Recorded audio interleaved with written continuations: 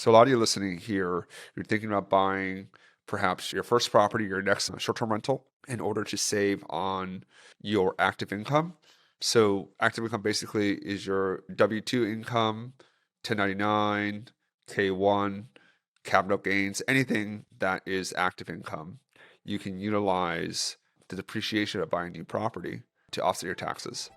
But in order to do that, you have to meet the material participation requirements, which basically means like you and your spouse, so like me and Liz, we have to do 100 hours or more, and no one else can do more than us. So Liz, have you been busy?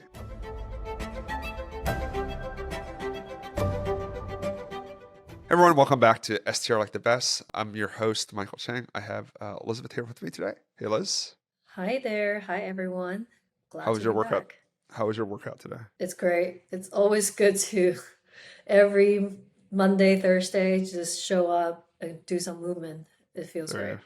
It's good that you are staying active and busy because I know how busy we are right now. So just to give today is August 30th, sorry, April 30th, excuse me.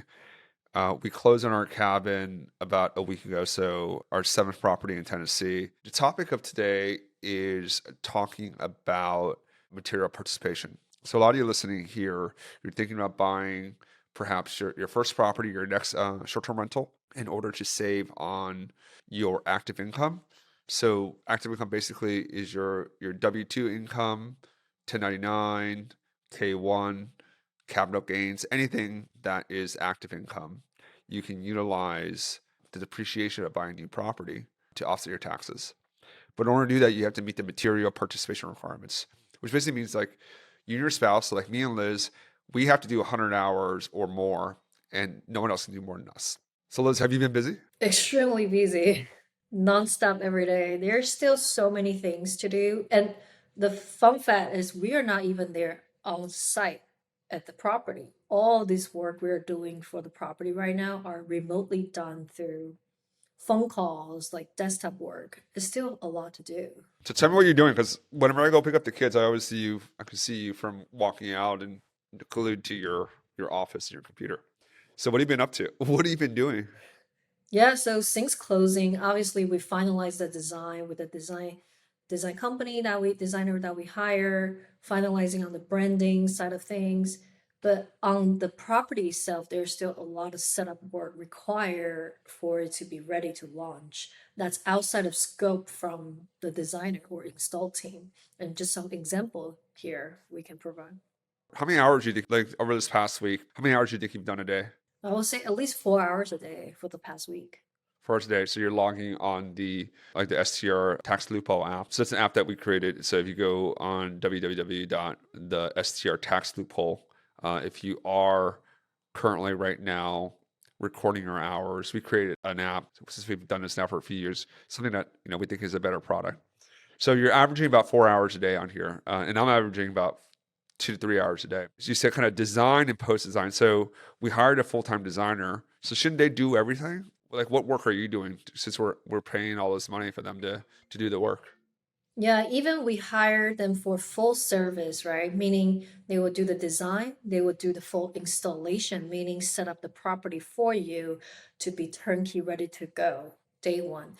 However, there's still a lot of nuances that's outside of scope. For example, electrical setup for the hot tub, the sauna electrical setup for the sauna to install the sauna. Those work I need to coordinate with an electrician, right? I need to identify one and line up the timeline with the design team. Pest control, you got to set it up. A regular pest control, especially in the mountain market. Set up the utility. You got to call all the companies to set up your utility. Bear proof trash cans. Only the mountain market investor will understand. Animals and bear get into your trash. So you need a bear proof trash can. Fire safety inspection. So we need to bulletproof our property with the right fire safety, which is a huge element and topic that we really care about. Fire safety is really important. Pool safety is also very important, especially we are hosting a large group of people in and out, right? So all these just I'm just describing. It's probably only half of what I'm doing, but there are just a lot of logistic coordination required between different vendors here. So do you think this is like overwhelming if you're a first time investor? Since we've been doing this now for 10 years, like are you overwhelmed? Like how should a first time investor think about this? I think if it's a first time without guidance and then you don't know what you don't know and you kind of just like go on the fly, it's a little bit overwhelming because who do you contact for these things? You need to find a vendors. So I do think if it's your first time, the best way is really try to network with the neighbors or with other investor within the same community or in the same market, build your relationship over time there and really get recommendation referrals. Just hit and miss all these vendors out there on Facebook. You still need to vet them. So You what have I to vet like them. is you have to vet them, interview them tirelessly. Well, because they come, Even sorry, just because yeah, sometimes they scam you, like, so yeah, they they know, do. so they know, like a lot of these people on Facebook, they know that, new people, they go on Facebook and look. So they basically have like a little cobble, little group of people that like one person posts and they all kind of comment and say how great they are, even though they're just kind of all within the same cohort. So you got to be like very careful about that and actually do your due diligence. It's not just like, oh, I found this person on there. They have five, people said they're good. I'm going to use them. Like the market is smart enough to catch on to that. So you got to go one level deeper. 100%. And you are very good at that. So I usually leave that to you. Like networking with investors, get referral through other investor who actually have used those vendor. I think it's the easiest way to enter to the market, get your first property set up as soon as possible. No, it's huge. Like, through our mentorship program through SC Like the Best, like that's where, all the folks that go into Tennessee and other markets, they have that luxury, right? To just kind of use the people that we've used. They don't have to go through the same bumps and bruises. And even in all the other markets now, we have over 100 plus students that have already purchased their properties and they're already in the market. They already know what's going on in there. They have the right contacts for permitting, for design, handyman, like all those things that you need. So it definitely helps accelerate the process. What I'm working on, I've been just dealing with the post-closing non-design stuff. So we had a final walkthrough. There's still things that need to be fixed. We have to install the seller. They're paying for the installation of the water treatment system. We have kind of high levels of organic matter and sulfur, so the water doesn't smell that good. So we got to put in this new system in there. Seller has been slower, as you can imagine. After you give them the money, they're not going to be as fast. So dealing with that, our cleaner being really, really good. She has gone in there actually without us even asking and really doing a very, very detailed walkthrough, taking pictures of things that are broken, things that maybe just not constructed properly. Like for instance, there's nails that are stuck in the floorboard that like aren't nailed down properly. And that's the benefit of just working with someone for a very long time. Like we didn't even ask her actually. She just knows that like, hey, these are important things. Sent it to our group chat. One of my VAs, she put it into a Google Doc, put it in a PDF, and I sent it off to the agent today. Like, hey, this stuff needs to be fixed. So a lot of these like little things here and there that take time to do, but it's really important to just say buy yourself a problem. But you're paying all this money for a house. Like they should fix these things. Agree. Those are times that we have to log, right, towards our material participation. So together here, just a week post closing, from my end, it's probably at least 20 hours plus. From Yeah, your for end, it's probably around the same. That's 40 right there. you have to remember you have to log the hours that other people are spending on there. So Yeah. right, so designer, your handyman, like there are optimizations that we've learned that you can do to make that easy for yourself and not only easy for yourself but also defensible if you Yeah. ever get asked by the IRS to just share that with you. Those are things that we just learned over the years. As you buy more and more properties, the best thing is like you're still logging hours. Like Liz, you're still logging hours for managing the 8 short-term rentals that we currently own and operate. The nice part is the more properties you get, those operating hours count towards your 100 hour. And then when you buy a new property, those add on too. So basically, the more that you have, the easier it will be for you to hit those hours. So, you know, as a if you're a stay-at-home spouse, first one might be a little more difficult. The second one gets, it's like everything else, right? The first one's always like the hardest. Second one gets easier. Third one gets easier. How does this compare against the first one that we did? It was nerve-wracking. I was like, I have never bought a house before, a short-term rental, and from afar to a place I'd never heard of. And it was a 14-hour drive there. Really, we put in multiple offers on different properties, and this one was the one. We were saying we're not leaving here till we're on the contract, and that was the one. Yeah, that was like mid July. But It remember, was invested out. uncomfortable. Yeah, super uncomfortable. But no, but like I was talking about, like when we actually got there, we closed September 30th, 2021, 2020, Mm, excuse me, the first one. Remember driving down from New York with, in the car with everything in the back, remember that? I remember. Yes. We have we have Airbnb units in Philadelphia. So what we did was we drove from New York, where we live, New York City. We drove down to Philly. We did like a day of work on stuff there. But basically, we had a bunch of stuff that we weren't using in Philly. So we, rented an SUV and then loaded up the entire car of like TVs and just stuff that like, because our first line, we wanted to try to reduce costs as much as possible. So we just loaded a car, like packed to the gills, everything. We get down to Smokies, we go to the title company, we sign the paperwork, wire the money, and then we're just like going to the house, like, no, no, we stayed in that. Remember, we stayed in that little. We rented. We had to rent like a hotel room or like a little condo. And then the next day, we went over to the property. We're like, oh, I guess we own this now. Yeah, I remember that. That was fun. I mean, nerve-wracking at the same time. And I remember at that time we didn't really have SOP or contact handyman cleaner. We were like, where, who can we find these people? We used Johnson Station. Remember? I remember that. So I remember it was a lot of like talking to the neighbor, knocking on the doors, just trying to build some relationships there. And we didn't really know what we were doing, kind of just doing everything ourselves. So actually, why don't we compare and contrast that experience? I think that's a good contrast. Like us being first time STR investor, buying our first place, right? We've already been doing Airbnb for 3+ years in New York and in Pennsylvania. Our first property we bought in Tennessee. I think that first week, because we stayed the first week there in Tennessee. Remember, like we stayed there to do work on the house. And now contrast that the first week now of buying the new property number 8. Maybe compare and contrast that experience, Liz. I would say I'm a little more calm about it now. Just expect there's always going to be problems or surprises. Doesn't matter property 1, property 10, 100. During your from your under contract to launch to going live, all these different stages, there will always be issues, problem you need to solve, and there will always be a solution, and you just need to be calm and then figure it out along the way. I don't think I was in that mental space at that moment, and I get really emotional and personal. I take things personally easily in the very beginning, if you remember. No, no, I don't remember that at all. I think maybe contrast, like maybe just talk about the work that we did on that first property versus what we're doing now. Like obviously we didn't hire a designer then, right? Like No. the first thing we did after we closed was we needed a new roof. So we replaced the roof. And thank God we did. Remember? And it was like 10K. I really didn't want to spend the money. Right now, if I was due to roof, it'd be like 22,000. I mean, Yeah. more than double that. So Yeah. think I'm that, glad we did it.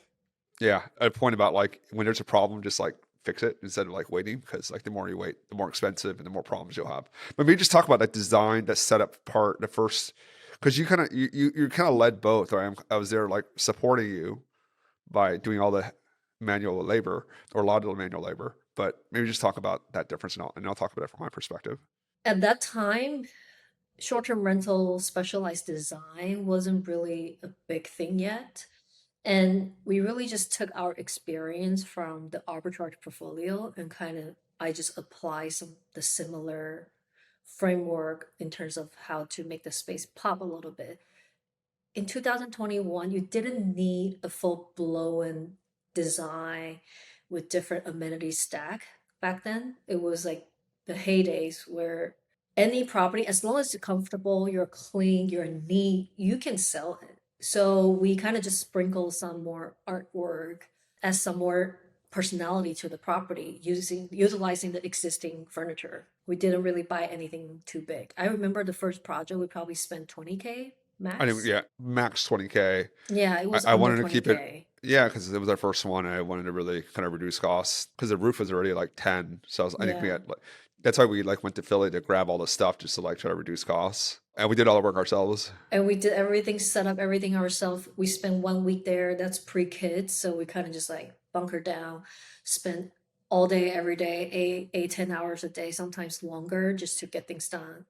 And She then was I like 8 was to midnight. now thinking back, even it's not a full scope of like from the scratch in terms of design scope, it still take that long. It It's was so much work. hanging the artwork, uh, sup putting the supply into the kitchen, build the shelving for the linen. All that stuff takes so much time. Well, we didn't And really know what we were, especially we didn't know what we were doing. We were using the screwdriver manually for the furniture. the first one versus like, now, we've learned a lot of lessons, making sure that, you can obviously hire a design firm, right? That's going to design, and they can hire an installation team that's going to come in and do the installation for you, right? Are they going to exceed 100 hours? Like, probably not, but you should still definitely make sure to have them log those. We are kind of privileged now where we don't have to go down there just because we have so many properties. Like, we log so many hours, it's okay. But being down there, when you close, and if you are having, third parties come in and do that work for you, you want to make sure you're down there to kind of work on the property and earn your hours and learn your property. If you're going to do it yourself, definitely don't do like what we did. First one you and I did, second one you and I did, third one we asked my brother to come down, and that was a disaster. The fourth one I did by myself because that was February, right after you gave birth. So I did that myself and Maricela. And then the fifth one I did myself also with Maricela. The sixth one we did together. Full one we did together. The seventh one, oh, we had the kids. So I did a lot of that myself up in no, but you helped too. You came on the back end and you did a bunch of that. You did a bunch of it actually. Actually, no, we did. Actually, that was more like 60-40. And this one, we basically hired a team to do that. We have so many properties and hours now. It's unnecessary for us to be down there. When you're in contract and after your diligence period's expired, you're like, okay, we're buying this property. You have probably like 3 weeks. Depending on the state, you have 3 weeks. You've got to spend that time on developing your day one plan. And what I mean by that is basically everything that you think you need to do, prepare everything that you can so that when day one after you're closed, you can press a button, things like start to execute. Because one is like you don't really want to spend a bunch of money before you close because something might happen. You don't want to spend a ton of money and then you don't close. And you don't want to order furniture, for example, until you close because if you don't own the house, like you don't want to be sending stuff there. Maybe just talk about that, like where you're part of the day one plan, right? And my part. Yeah, you want to start? Yeah, I'll start. Like, so for me, it was making sure that we had all the like the internet, electricity, insurance, the repair stuff, making sure that all that stuff was ready to go. We knew who to call, what we needed, the timeline, so that we can make sure that we have our cameras, our locks, everything like up and running before things really started kind of starting on the design side. We already have a lot of our infrastructure set up, so everything around the listing, technology, that's all basically done. Our team helps us with that. And then, I mean, really a lot of heavy liftings on your side with design. And again, like you were talking about, you spent so much time with, but remember, like getting design isn't just like they give you a design, you're done. Like there was a lot of back and forth. Yeah, you have to approve the budget, approve the concept, and all of those takes time. I actually go through every single space, living room, kitchen, down to the bathroom to bedroom. Just make sure all the item that's selected. Of course, I know the design's cohesive, they're consistent, beautiful, but what I'm looking for is outlier in terms of cost. Sometimes designer might have a piece that they have in mind that's over my budget. It takes time to catch those things, right? So for example, do I really need to spend $1,000 on the rug when I can find comparable for $500? Right? So all those things you need to catch, and that's one by one. That takes time. But I'm not trying to find the little one. 1G, dude. Yo. I'm only looking for big pieces that I Yeah. know that it can easily overspend. I'm not looking for like lamps, like small decor. Those I kind of just don't look at it. But like couch, bed, dining table, for example, those big items I know can swing really big. You want to go and identify, make sure everything just align with your budget. So those does take some time. It feels so good as being the CFO of this venture between us to like know that that's being looked at with a sharp pencil. Appreciate that. I don't think I told you this, but yeah, that's what I was doing for quite a bit of time for the first 2 days, I would say. And then lining up our contact locally, I call each one of them right before closing. I say, hey, because too early, they are not ready for you anyway. So you kind of need to call them right before you close around that time, prep them. mentally and emotionally say, hey, we have a big project coming, please save this date for us, and then kind of just like block those day and windows and coordinate with the design team. Say, here is all the contact of our vendors, please utilize them. So all those dates need to line up. And when is the install day? So you want to make sure everyone's on standby so they don't book any other job, right? So that's a lot of coordination on multiple parties. Blocking in photographer, talking to different photographer with a designer to see who is the best fit for the project, all that fun stuff. So all these things, right? Remember, if you're listening right now and you're going through something similar, right? Make sure, in order to get the tax benefits, you have to log your hours. It's really important. Logging your hours, making sure that everything is well organized so that, you have backup of like the work that you've done. These are all really critical instruments. There's a lot of work ahead for next month, like get this thing up and running. Hopefully, I know Memorial Day is too aggressive, but like first week of June, we good to get it up and running so we can hit July 4th. But it's our eighth project. We've done this a lot. It's still a lot of work. And that's why this is called STR like the best, right? Like, are we the best? I don't know. I think we're pretty good. Here, it's just continuing to learn from prior mistakes and just continue to hone our craft. Like, I never believed like we're not the best, right? There's someone else that's doing things that are better than us, and then we can like learn from that and incorporate that into our next project so we can get even better. Because as this space continues to evolve too, right? Like, you just have to continue to stay up to speed on what's the newest and best thing, and continue to optimize. But I'm excited. We made a lot of good progress in the first week. Look forward to just a big credit card bill to get for. It will be a little painful to see, I would say that. It's okay. We'll take the points and go on a nice vacation after this is done. Our goal is to get this done before our summer trip, so have Exactly. to launch it.